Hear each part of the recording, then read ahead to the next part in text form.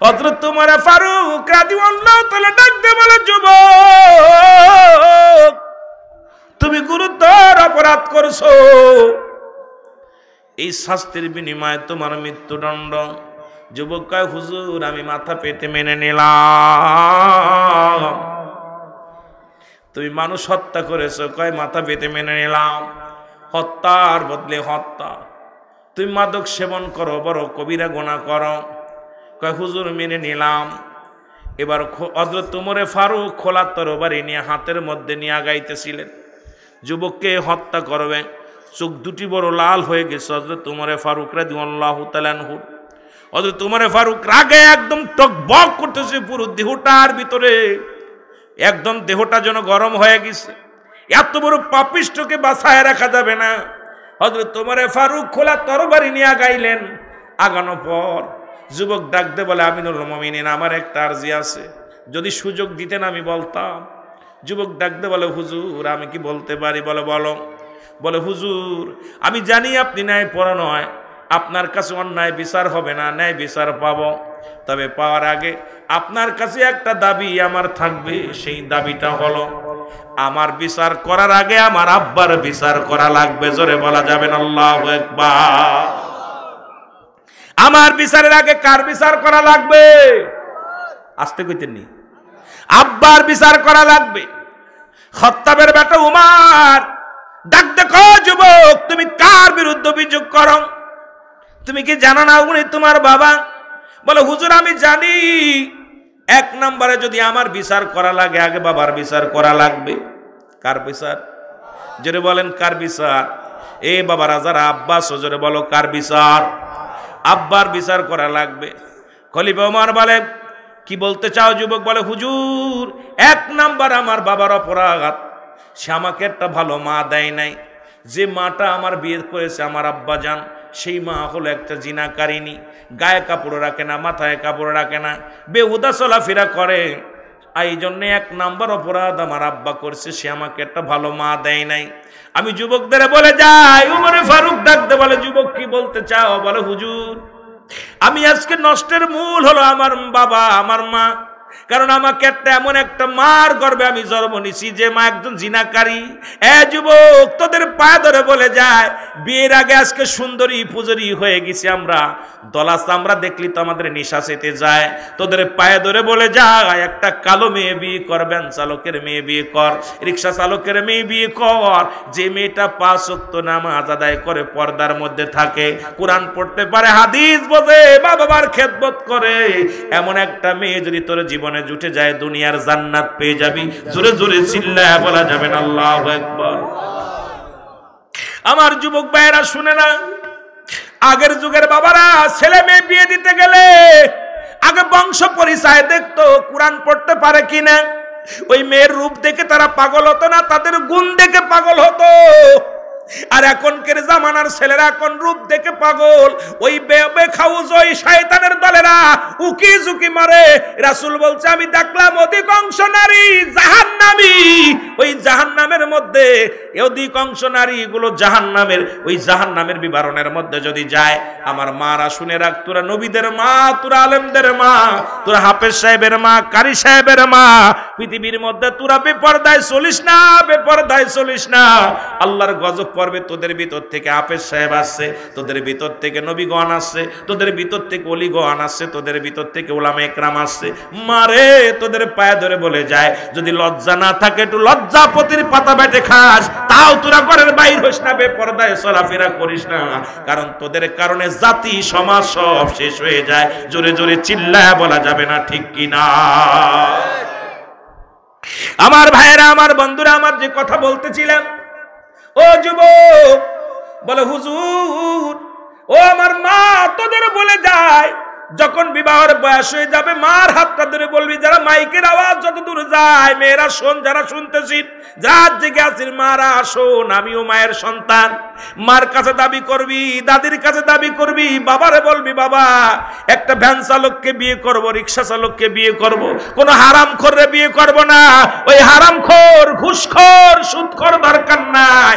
সারাদিন রিক্সা চালাইবে, আমাকে হালাল খাদ্য খাওয়াবে, আমাকে পর্দার মধ্যে রাখবে, আমাকে নামাজ পড়া করার জন্য তাগিদ দিবে, আমাকে রোজা রাখার জন্য তাগিদ দিবে, আমাকে নিয়ে বাজার ঘাট করবে না, আমাকে নিয়ে বেহুদা চলাফেরা করবে না।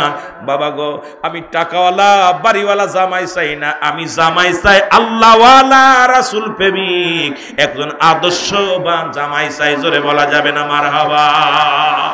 আমার বাবাদেরও বলে যাই, তোদের বলে যাই, যুবক যারা বিয়ে করিস নাই শুনে রাখ, আমি একটা দাবি করব, তোদের কাছে একটা দাবি থাকবে, যারা করে ফেলেছিস তো করেই ফেলেছিস, যারা করিস নাই আল্লাহর রাস্তে রিক্সা চালক হোক, ব্যাগ চালক হোক, রিক্সা চালক হোক, আর গরিব হোক আর মিসকিন হোক, কালো হোক আর ধলা হোক, বিয়ে করার আগে দেখবি তার মা বাবার খেদমত, ওই মেয়ের বাবা মা তার শ্বশুর শাশুড়ি খেদমত করে কিনা, ওই মেয়েটা নামাজ পড়ে কিনা, বেপরদায় চলাফেরা করে কিনা, একদিন আনে দিন খায়, দরকার নাই এমন একটা মেয়েকে বিয়ে কর, যে কোন একটা মেয়ে যদি আমলদার একটা নারী যদি তোর কপালে জুটে যায়, এই দুনিয়ার মধ্যে এত শান্তি পাবি, তোর বাবা শান্তি পাবে, মা শান্তি পাবে, নিজে শান্তি পাবি, এই দুনিয়ার জিন্দেগির মধ্যে একটা জান্নাতে বসবাস করবি। জোরে বলেন ঠিক কিনা?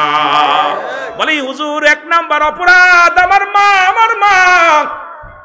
মা ভালো না, আমার বাবা কেন সেই মাটা দিল আমাকে, সুতরাং আমার বাবাকে আমি দায়ী করলাম নষ্টের জন্য। 2 নাম্বার অপরাধ হুজুর, আমার আব্বাজান, আমার আব্বার 2 নাম্বার অপরাধ, আমার একটা ভালো নাম রাখে নাই, নাম রাখছে লালটু বল্টু, একটা নাম রাখছে সুন্দর নাম রাখে নাই। এখন আমাদের দেশের মুসলমান বাবারা ইসলামী মাইন্ডে যে নামগুলো আছে এই নামগুলো রাখবেন। ও মুসলমান শোনো, এই নামের ওসিলাও আল্লাহ আদালতে, আল্লাহর আদালতে বেঁচে যেতে পারো। ডাক দিবে রুহুল আমিন, ডাক দিবে আবু বকর, হাজার হাজার আবু বকর হাজির হয়ে যাবে। তখন আমার নবীজি বলবেন, আল্লাহ বলবেন, ও জিবরিল, ও ফেরেশতারা, হাজার হাজার আবু বকর, আমি তো আবু বকরে ডাকি নাই, ওই নামের গুণেও আল্লাহ তাআলা দয়া করবে। জোরে জোরে চিল্লায় বলো মারহাবা। আমার ভালো একটা নাম দেয় নাই। 3 নাম্বার অপরাধ, আমাকে কোনোদিন ইসলাম শিক্ষা দেয় নাই। একটু আগে বলতেছিলাম, কোরআনের কথা বলতেছিলাম, বলবে, অভিযোগ করবে আমিনুল মুমিনিন, আমি নষ্ট হওয়ার মূলে আমার বাবা মা আমার একটা কোরআনের জ্ঞান শিক্ষা দেয় নাই। আব্বারে আজকে কত ছেলে বিদেশে পাঠাইয়া, লন্ডন আমেরিকা পাঠান, ওই বিশ্ববিদ্যালয় পাঠান, আজার বিশ্ববিদ্যালয় পাঠান, এই ছেলে আপনি মানুষ করতে পারেন না। এই ছেলে বড় ডিগ্রি নিয়ে ডাক্তার হয়ে আসলেও ঘুষ ছাড়া অপারেশন করে না, ডাক্তার হয়ে আসলে ঘুষ ছাড়া, মুসলমান অফিসার হলে ঘুষ ছাড়া সে চাকরি, মুসলমান কি কাগজে সই করে না। আমার দেশের অসংখ্য শিক্ষিত সমাজ বড় বড় ডিগ্রি নিয়ে অফিসের মধ্যে বয়ে আছে, ঘুষ ছাড়া তাদের কলম চলে না। জোরে বলেন ঠিক কিনা? মুসলমানদের মানুষ করতে পারেন নাই, জানোয়ার বানাইছেন। আপনি এত টাকা খরচ করে বিদেশে পাঠাইয়া মুসলমান বড় অফিসার বানাইছেন, ওই অফিসার ঘুষ ছাড়া কোনো কাজ করে না। মুসলমান বড় দুনিয়ার মধ্যে এত বড় মস্ত বড় অফিসার হয়েছে, বলছেন ছেলে বড় মস্ত অফিসার হয়েছে, কিন্তু শেষ ঘুষ ছাড়া কোনো তার কলম চলে না।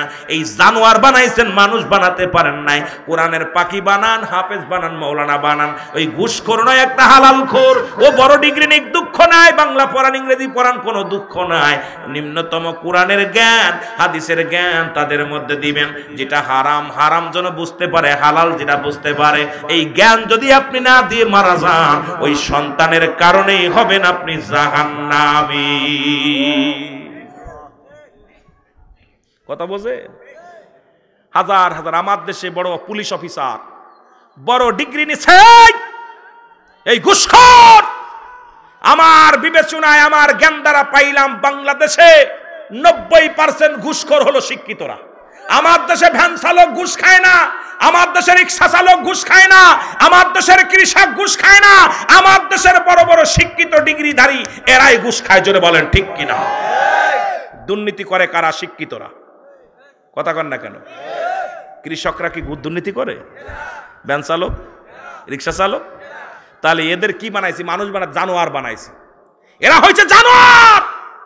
এই জানোয়ার গুলো বড় ডিগ্রি নিয়ে বসে আছে অফিসের মধ্যে, সরকার এত টাকা বেতন দেয়, তারপরেও তাদের চরিত্র পরিবর্তন হয় নাই। 50 টাকা, 100 টাকা, 1000, 2000 টাকা ঘুষ খায়। এই ঘুষখোর, এই জাতি ঘুষখোর জাতি। লেখাপড়া ডিগ্রি নিছেন, এই জন্য এমন জ্ঞান দিতে হবে যে মরে যেতে রাজি আছে, ঘুষ নিতে রাজি নয়। জোরে বলেন ঠিক কিনা?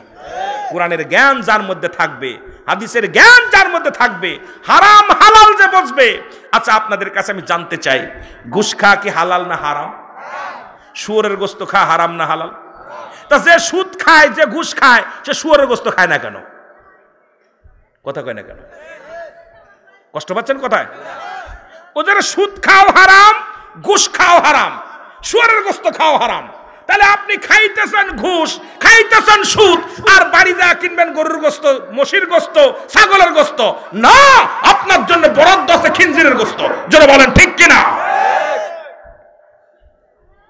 রাগ করেন? কষ্ট পাচ্ছেন? বাবা, কষ্ট পাইলে দাওয়াতের দরকার নেই। আমি দাওয়াতের জন্য আসি নাই, কারণ মাগুরা থেকে এখানে এসেছি। রিজিকের মালিক আল্লাহ ফয়সালা করে রাখছে, কোথায় খাবো, কোথায় ঘুমাবো। আজকে মাহফিল ধরার কথা ছিল 11টায়, 1 ঘন্টা আগেই চলে এসেছি, জ্যামজট নাই, টানতে চলে এসেছি। কথা বুঝেন? তো মনে করছিলাম দেরি হবে, এখন আমার লেখে রাখছে 10টায় কপালে। কথা বুঝেন নাই? তো এই জন্যে আপনাদেরকে বলে রাখি যে আমি এই সমস্ত সুদখোর ঘুষখোর যখন বাজারে যাবে, ওর হাত থেকে ব্যাগটা কাড়িয়ে নিয়ে বলে, যা ওই দোকানে যা, হিন্দুদের সাথে যোগাযোগ কর। জোরে বলেন ঠিক কিনা?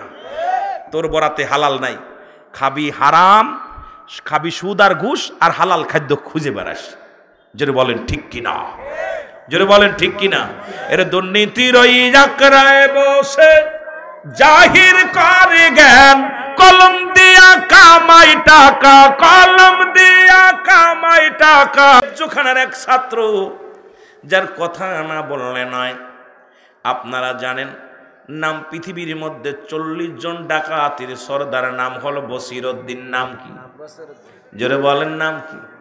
ডাকাত বসিরউদ্দিন। উনি ডাকাতি করে, মানুষের মাল হরণ করে। যেহেতু মাদ্রাসা কেন্দ্রিক মাহফিল, ওদের 2-4টে কথা বলে আমি সে আলোচনা অন্যদিকে চলে যাব। কোরআনের মাহফিল, পাখিদের মাহফিল। ও মুসলমান, দিলের কান্ডে লাগা শোনো। আল্লাহ তাআলা বসিরউদ্দিন কাল্লা একটা ভালো বিবি দান করেছিল। প্রতিদিন বিবি ডাকতে কয়, স্বামীরে মরা লাগবে, মরণের পেয়ালা পান করা লাগবে, ছেড়ে দাও, ডাকাতি ছেড়ে দাও, অন্যায় ছেড়ে দাও, মানুষের মাল হনন করা ছেড়ে দাও। বসির বিবিকে আঘাত করে। বসিরের বিবি আল্লাহ দরবারে চোখের পানি ছেড়ে কান্দে, আল্লাহ আমার এই বজ্জাত স্বামীটাকে তুমি ভালো করে দাও, আল্লাহ তুমি আমার স্বামীকে হেদায়েত দান করো। আল্লাহ প্রতিনিয়ত চোখের পানি ছেড়ে কান্দে। 40 জন ডাকাতির সর্দার বসিরউদ্দিন ওদিন একটা অপারেশনের জন্য 40 জন নিয়ে চলে রওনা হয়ে গেল। হঠাৎ করে দেখে জঙ্গলের ভিতরে একটা বাচ্চা কান্দে। কান্নার আওয়াজ শুনে বসিরউদ্দিন চলে গেলেন বালকটার কাছে। ডাক দে বলে, বালক রে, তুমি কেন কান্দো? বলে, আপনি কে গো? আপনার কাছে আমি বলবো। বলে, বালক রে, তোর কান্নায় এত জাদু, কান্নায় এত মধু, তোর কান্না শুনে আমি ধৈর্য ধরতে পারি না। তোর কান্না শুনে আমি তোর কাছে আসলাম। বাবা বল, তোর বাড়ি কই? তোর বাবার নাম কি? তোর বাড়ি কোথায়? বালক ডাক দে বলে, হুজুর, এই দুনিয়ার মধ্যে আমার কেউ নাই, আমার মা নাই, বাবা নাই, আমি একজন এতিম। ওই যে দেখেন মাদ্রাসা, ওই মাদ্রাসায় আমি লেখাপড়া করি। আমি গরিব মানুষ, তেল কিনতে পারি নাই। আমার বন্ধুরা সব সবক দেয়, লেখাপড়া করে রাত জেগে, আমি তেলও কিনতে পারি না, কোরআনও পড়তে পারি না। এই জন্যে আমি এখানে বসে বসে চোখের পানি ছেড়ে কান্দি। জোরে জোরে চিল্লায় বলা যাবে না আল্লাহু আকবার। ডাকাত বসিরউদ্দিন কয়, যুবক রে, কোরআন কি বলে? হয় কয় আল্লাহর বিধান, আল্লাহর কোরআন। এর লাউ মাহফুজে তার বাড়ি, এই বান্দারে দান করেছে আমার আল্লাহ। কয়, বালক রে, তুই এত কান্দিস কেন? কয়, কোরআনের জন্যে। মা হারাইছি, বড় কষ্ট নাই, বাবা হারাইছি, বড় কষ্ট নাই, আমি কোরআন না পড়তে পেরে আমার ভিতরে বড় কান্দন আসে। এই কোরআন, আল্লাহর কোরআন, একমাত্র বিধান দিতে পারে যে কোরআন। এই কোরআনের মায়া আমি পড়েছি। বন্ধুরা কোরআনুল কারীম পড়ে, আমি পড়তে পারি না, সবক দিতে পারবো না। এই জন্যে আমি কাঁদতেছি। আল্লাহ যদি আমার তেলের ব্যবস্থা করে দিত, আমি রাত জেগে জেগে কোরআন পড়তাম। জোরে জোরে চিল্লায় বলা যাবেন আল্লাহু আকবার। একটু মহব্বতের সঙ্গে দুরূদ শরীফ পড়েন আল্লাহুম্মা।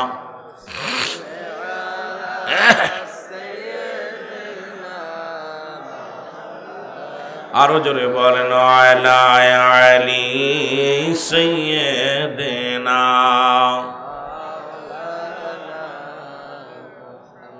হাইরে কোরআন, কোরআনের প্রতি কত মায়া ছিল। বালকের কান্না দেখে ডাকাত বসিরউদ্দিন বলে, বালক এর একটু ধৈর্য ধর, একটা হরফ পড়লে 10টা নেকি তুই বললি। আহা, বালকে বোঝায়, হুজুর আপনি কি বুঝবেন কোরআনের মায়া? এটা যিনি পড়বে তার এত নেকি, যিনি শুনবে তার এত নেকি। এই কোরআন যে ব্যক্তি পড়তে পারে না, এই ব্যক্তি যদি মনোযোগ দিয়ে কোরআন শোনে, তার আমলনামায় বিপুল পরিমাণ সব। বসিরউদ্দিন কয় তাই নি? কয় হ, আমি পড়বো আপনি শুনবেন, কত লাভ। বসির কয় বাবা একটু ধৈর্য ধর, আমি আসছি বাবা, আসি। চলে গেলেন বসিরউদ্দিন। কয় বাবা ধৈর্য ধরে থাক। বসিরউদ্দিন চলে গেলেন, যা বাজারে যাইয়া দেখে সমস্ত দোকানপাট বন্ধ। বাজারের বড় দোকানদারকে ডাক দিয়ে উঠাইছে, দোকানদারি নিয়ে ওঠো। উঠছে, বসিরকে দেখিয়া থরথর করে কাঁপন শুরু করেছে। বলে হুজুর আপনি আসছেন? আপনি ডাকাতের সরদার বসিরউদ্দিন, আপনার আমি চিনি। কি অপরাধ করেছি আমি? বলে দরজা খোলো। দরজা খুললেন, দোকানটা খোলো। খোলা পর বললেন তেল দাও। বলে হুজুর তেলটা কতটুক লাগবে? কয়েক জের দাও। 1 জের তেল নিলেন। এবার কয় তেলটা আমার মাথা উঠোয় দাও। দোকানদার বলে বসিরউদ্দিন, ডাকাতির সরদার, আমি জানি আপনি দুর্দর্শ ডাকাত, আপনার মতো গুন্ডাই এলাকার মধ্যে নাই। আপনি তো হুকুম করেন এই তেলের জের আমি মাথায় করে টেনে দিব, কোথায় নিতে হবে বলেন। বসির কয় না রে না, আমার আজকে ওই কোরআনের পাখির কোরআন পড়া দেখে আমি পাগল হয়ে গেছি। জঙ্গলার মধ্যে বয়া বয়া কোরআন পড়ে, ওই জঙ্গলার মধ্যে বয়া বয়া আল্লাহর কালাম পড়ে, আর চোখের পানিগুলো সেরে সেরে কাঁদছিল যখন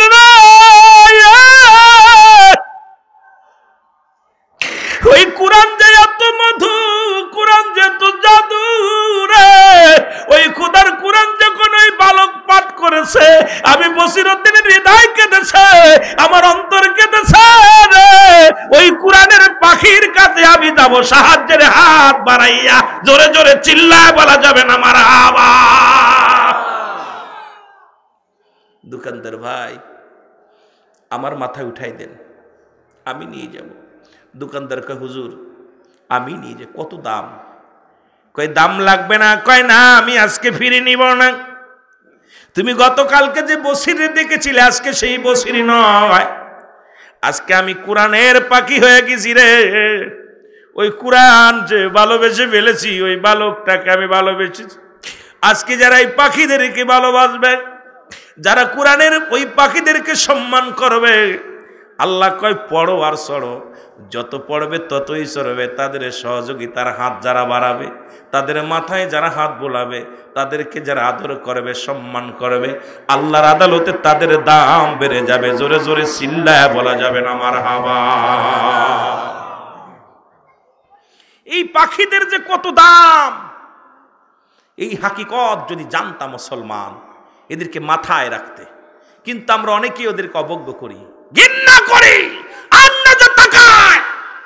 মৌলবি বলে এই মুন্সি বইলা গালি দি। বড় কষ্ট।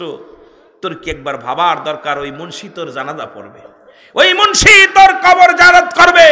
ওই মুন্সি যদি না হতো তোর বিয়েটাও জায়েজ হতো না। জোরে বলেন ঠিক কিনা? আলেমদের কত দাম। আলেমদেরকে শ্রদ্ধা করো, ভালোবাসো। রাসূল বলছে তুমি নিজে আলেম হও, না হলে তোমার ছেলে মেয়েদেরকে করো, না হলে তোমার নাতিপুতি প্রতিবেশী, যদি নাও পারো আলেমদের সাথে সুসম্পর্ক রাখো। সুবহানাল্লাহ বলেন না? এই পাখিদের সাথে সম্পর্ক রাখবেন। ইমাম সাহেব, হাফেজ সাহেব, কারি সাহেব, ওলামা ইকরামদের সাথে সুসম্পর্ক রাখবেন, কাজে লাগবে।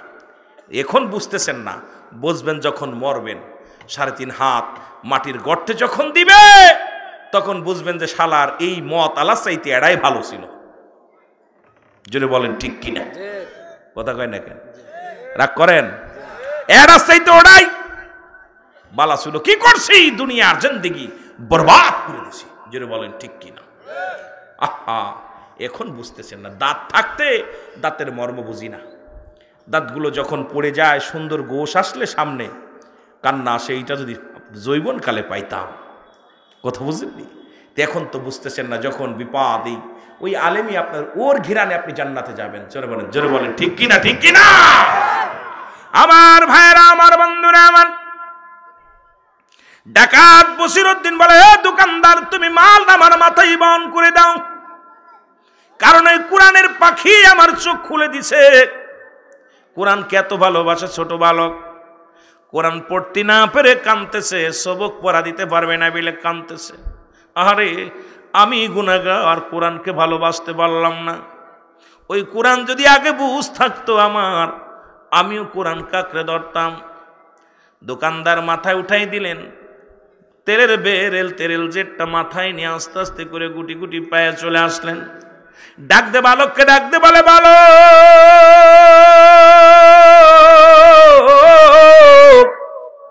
এই নাও তেল নাও, এই বাতি নাও, মোমবাতি নাও, তেল নাও, তুমি কোরআন শরীফ পড়বে আর এই কোরআন পড়বে। ও বালক, তুমি কোরআনের পাখি হবে, কোরআনের হাফেজ হবে, আলেম হবে। বাবারে, আজ থেকে মনে করবা আমি তোমার বাবা, আজ থেকে মনে করবা আমি তোমার গার্জিয়ান। বাবারে, সব দুঃখ ভুলে যাও, তুমি কোরআন পড়ো। বালক চলে গেলেন। বালক যা কোরআন শরীফ হাতের মধ্যে নিয়ে দু চোখের পানি ছেড়ে দিলেন। মুসলমান শুনে নাও, চোখের পানিগুলো ছেড়ে দিয়া দরদর করে ডাক দে, বলে আমার রব্বে কারীম, যিনি তোমার খোদার কোরআন, এই কোরআন পড়ার জন্য যিনি আমার জন্য খরচ করলো, তেল কিনে দিল আল্লাহ, তুমি তার জগৎ বিখ্যাত একজন আল্লাহর ওলি বানায়া দিও। জোরে জোরে চিল্লায়া বলা যাবে না সুবহানাল্লাহ? আর একটু জোরে জোরে চিল্লায়া বলো আল্লাহু আকবার। এ মুসলমান, এদিকে আল্লাহর দরবারে কবুল হয়ে গেছে ওই এতিমের দোয়া। এতিমের দোয়া আল্লাহ কবুল করে নিছে। ডাকাত বসিরউদ্দিন আস্তে আস্তে গুটি গুটি পেয়ে 39 জন 40 জন সেলার পাশে যায়, ডাক দে, বলে সেলারা বলে, হুজুর এত দেরি করেন কেন? ডাকাতি করতে সরে যায়। জোরে বলেন ঠিক কিনা? মদিনায় যারা হজ করতে যায়, হাজিরা ধুলাগুলো গায়ে লাগায়, সুরমা লাগাইয়া, সুরমা বলে পাপ মোচন করার জন্যে মদিনার ধুলাবালি গায়ের মধ্যে মাখায়। লাব্বাইকা ইয়া রাসূলুল্লাহ, লাব্বাইকা ইয়া হাবিবাল্লাহ বলে চিৎকার মারে। বাংলাদেশের মাটি যদি শরবত বানায় খান, জীবনেও গুনাহ মাফ হবে না। হবে নি মাফ?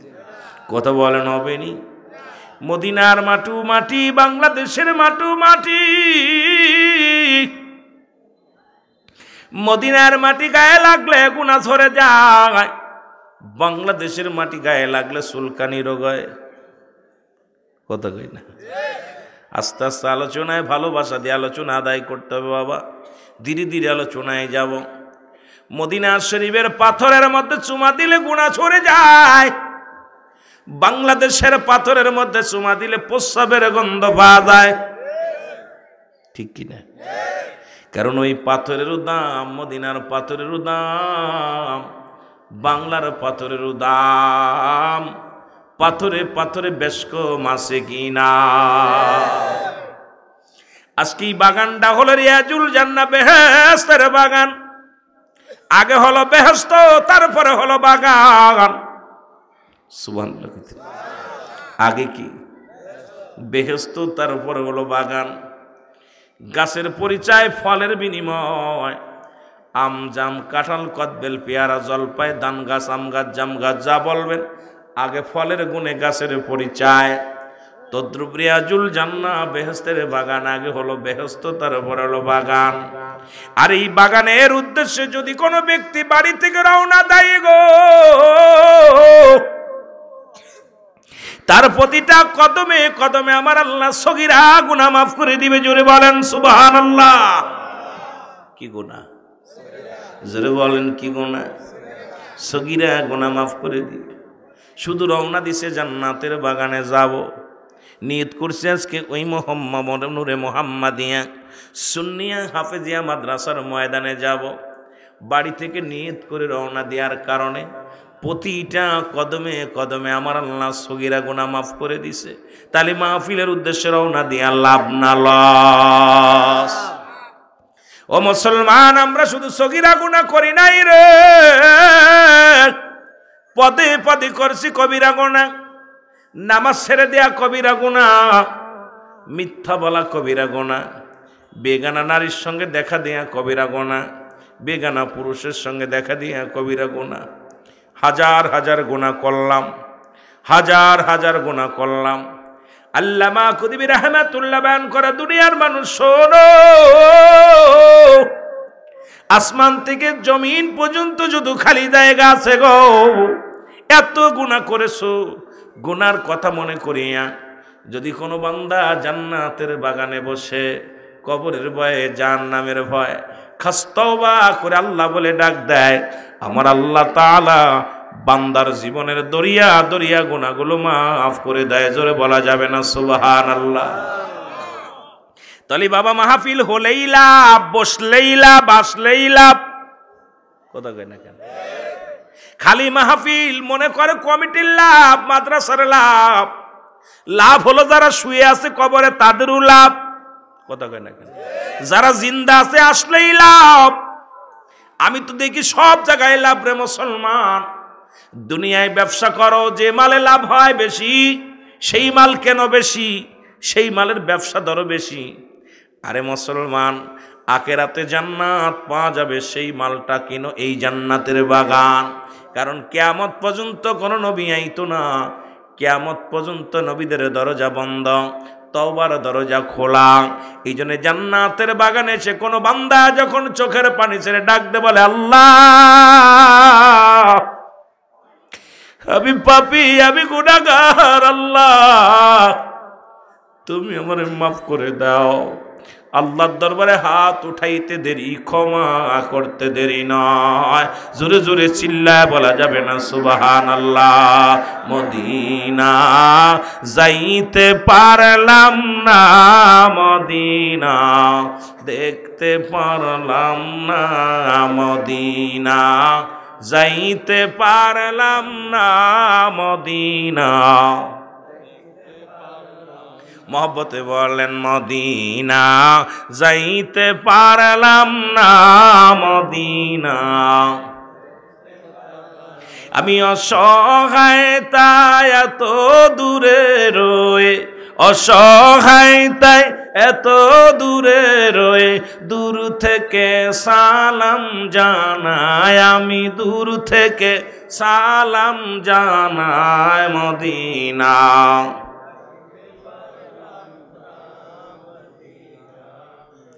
আহা, আওয়াজ নাই, জবান হবে জোরে। মদিনা দেখতে পারলাম না, মদিনা। মদিনার নাম কত মধু,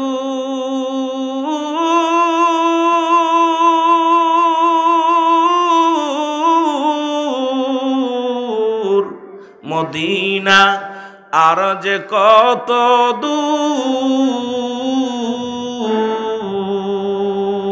ওই মদিনার পথের ধুলি, ওই মদিনার পথের ধুলি মাখতে পারলাম না রে, আমি যাইতে পারলাম না, মদিনা যাইতে পারলাম না, মদিনা। আওয়াজ নাই, আওয়াজ না দিলে ওয়াজ হবে না। ওয়াজ যদি শুনতে চান আওয়াজ দিতে হবে।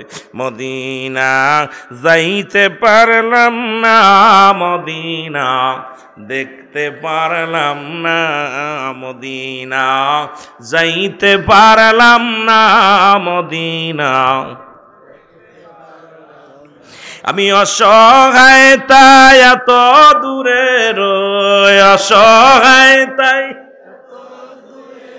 দূর থেকে সালাম জানাই, বলো দূর থেকে জানাই, মদিনা।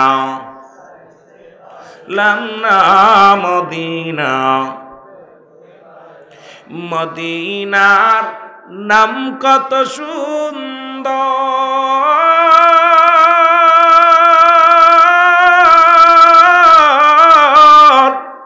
মদিনা কেড়েছে অন্তর। এই গরিবি দুঃখীর সালাম খানি, গরিবি দুঃখীর সালাম খানি পৌঁছায় দিও মদিনায়, মদিনায়।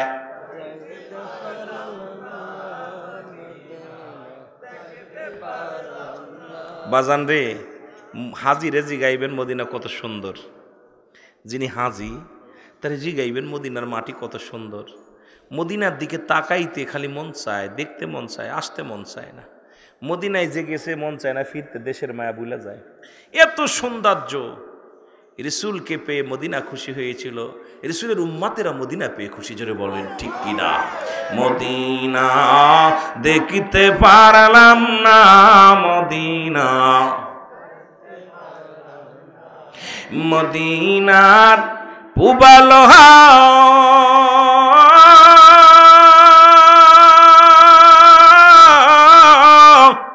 পশ্চিমে কই রাসে ধাওয়া। এই গরিবি দুঃখীর সালাম খানি, গরিবি দুঃখীর পৌঁছাই দিও মদিনায়, মদিনায়।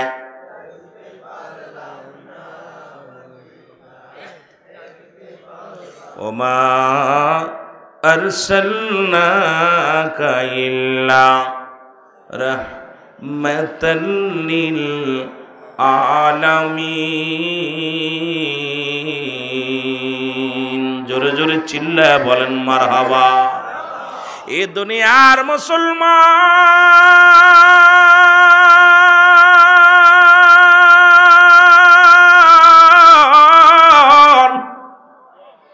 এই পৃথিবীর মধ্যে আসার একটা সিরিয়াল আছে, যার কোনো সিরিয়াল নাই রে। দেখা যায় দুনিয়ার মধ্যে সন্তান জিন্দা, বাবা নাই, বাবা জিন্দা সন্তান নাই। দাদার কাঁধে নাতির লাশ, নাতির কাঁধে দাদার লাশ। এই পৃথিবীর মধ্যে লাশ বহনকারী ব্যক্তি জানে লাশটা কত ভারী, পৃথিবীর অন্য কেউ বলতে পারে না। বাবারে জিগাইবেন সন্তানের লাশ কত ভারী। ও দুনিয়ার মানুষ শোনো, বাবারে জিগাইলে বলবে দুনিয়ার মানুষ শোনো, এই পৃথিবীর মধ্যে কত মাল বহন করলাম। সন্তানের লাশ যখন আমার কাঁধে আসলো, মন বলে অল পৃথিবী যেন আমার মাথার উপরে পড়েছে। কারণ সন্তানের লাশ বহনকারী গাড়ি জানে কত ভারী লাশ, বাবার লাশ বহনকারী গাড়ি জানে কত ভারী লাশ গো। এই জন্য পৃথিবীর মধ্যে আসার একটা সিরিয়াল আছে, যার কোনো সিরিয়াল নাই। ও দুনিয়ার মানুষ শোনো, মানুষের মৃত্যু হয় দুইটা টাইমে, একটা হলো রাতের বেলা, একটা হলো দিনের বেলা। আল্লাহ রাব্বুল আলামিন